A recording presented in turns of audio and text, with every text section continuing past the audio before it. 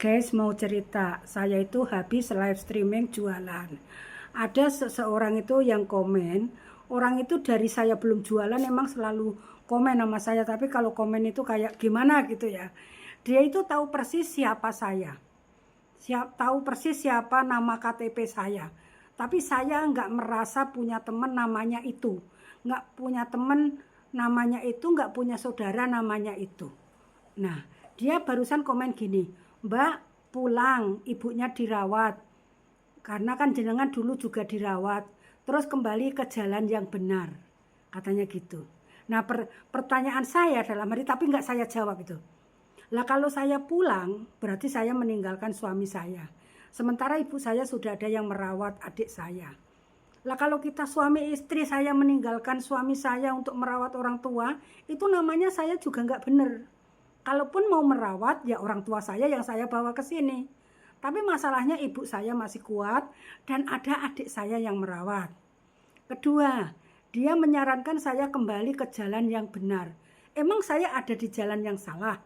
Nyuri enggak, ngerampok enggak, nipu enggak, bohong enggak, semuanya enggak. Terus salah saya di mana? Apa karena saya pindah ke agama Kristen? Jadi saya dibilang di jalan yang salah. Jadi dianggap agama saya itu salah sekarang.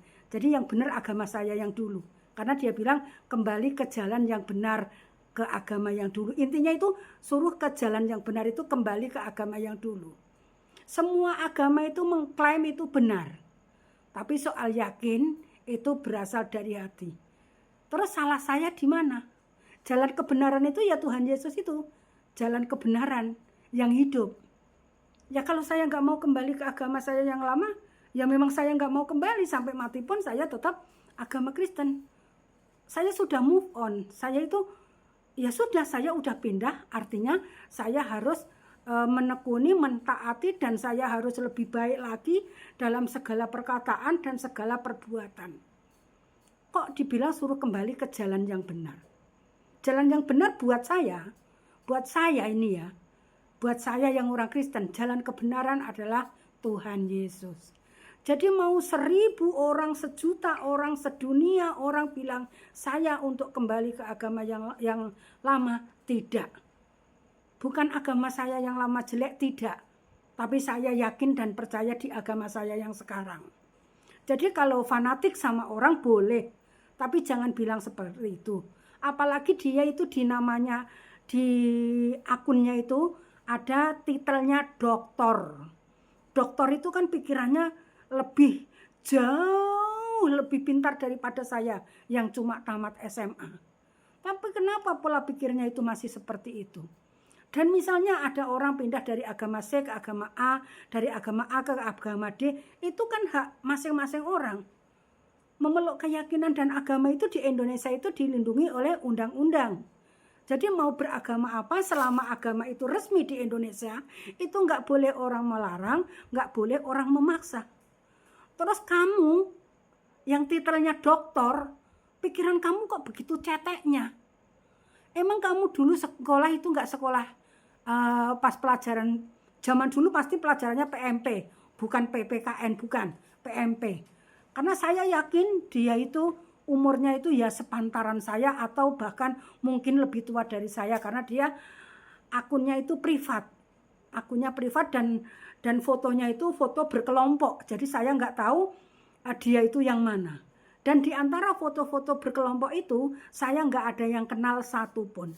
Dan dari namanya saya tidak punya teman sekolah, teman bermain, teman nongkrong, saudara, tetangga atau apa yang namanya seperti itu.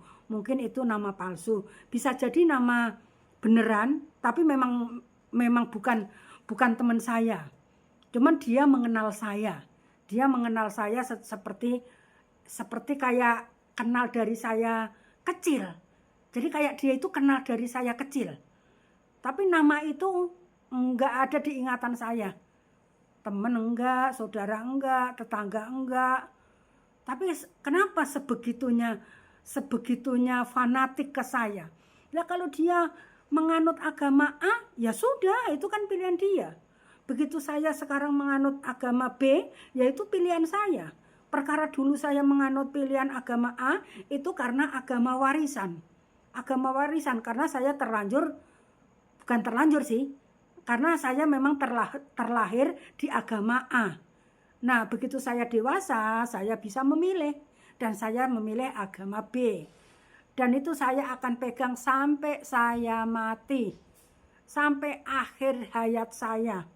Mau siapapun yang bilang saya suruh kembali ke agama A, saya tidak mau. Bahkan orang tua saya pun kalau bilang, kamu harus balik ke agama A, saya tidak mau.